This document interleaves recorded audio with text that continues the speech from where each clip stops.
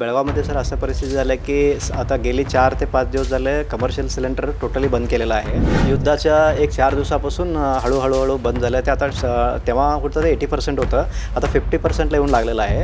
असंच जर झालं तर पुढील दिवसात टोटली 100% बंद व्हायचे पण चान्सेस असेल. इराण, इस्रायल आणि अमेरिका यांच्यात सध्या युद्ध सुरू आहे आणि या युद्धाचे परिणाम कुठेतरी गॅस पुरवठ्यावर पडताना आपल्याला पाहायला मिळतात.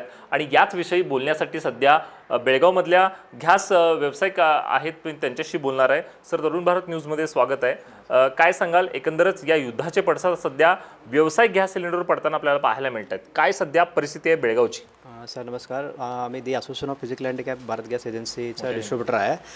बेळगावमध्ये सर असं परिस्थिती झाली आहे की आता गेली 4 ते 5 दिवस झाले कमर्शियल सिलेंडर टोटली बंद केलेलं आहे.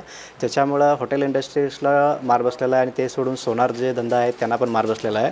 आणि त्याच्यानंतरचं इफेक्ट आहे ते घरगुती जे सिलेंडर आहे ते सुद्धा आधी होतं 21 दिवस बुकिंग केल्यानंतर 4 दिवसांनी यायचं, पण आता झालं ते 25 दिवस बुकिंग केलं. लास्ट सिलेंडर जे घेतलेत त्याच्यानंतर 4 दिवसांना सिलेंडर घरपोच मिळणार आहे. बंद कधीपासून म्हणजे सुरुवात झाली की 4 दिवसापासून, म्हणजे कधीपासून सुरू झाली?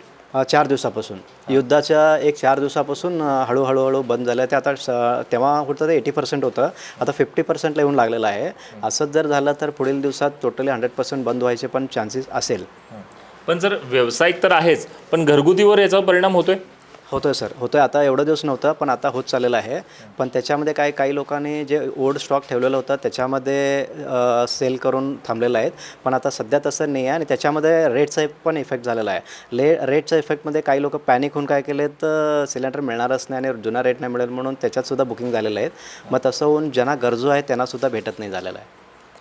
पण हे सगळं सुरू असताना, म्हणजे हे सगळं सावट सुरू असताना घरगुती तुम्ही बंद आहे म्हणून सांगितला, पण आताच आम्हाला माहिती असं मिळाली की हे सर्व्हरमध्ये पण डाऊन झालेलं आहे. काही ठिकाणी याचविषयी गर्दी पण होते जेव्हा तुम्ही नंबर लावण्यासाठी गेलेला असता. हे सध्या काय? तसं आम्हाला माहिती मिळाल्यापासून आजचं जे पोझिशन आहे, ऑनलाईन पेमेंट जे करेल त्यांचं बुकिंग होत आहे.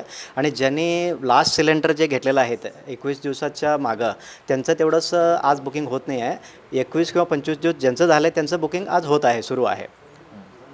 मग हे किती दिवस असंच राहील अशी तुम्हाला काय माहिती आलेली आहे? आम्हाला माहितीनुसार अजून एक 2-4 दिवस हे जाण्याची शक्यता आहे. पण आम्ही प्रयत्न करतो की ज्यांनी खरोखर ज्यांना संपलेलंच आहे सिलेंडर तसल्याने बुकिंग केलं तर हे प्रकरण लवकर थांबू शकेल. तुर्तास इथेच थांबतोय. कॅमेरा पर्सन निलेश मोरेसह विजय निंबाळकर, तरुण भारत न्यूज, बेळगाव.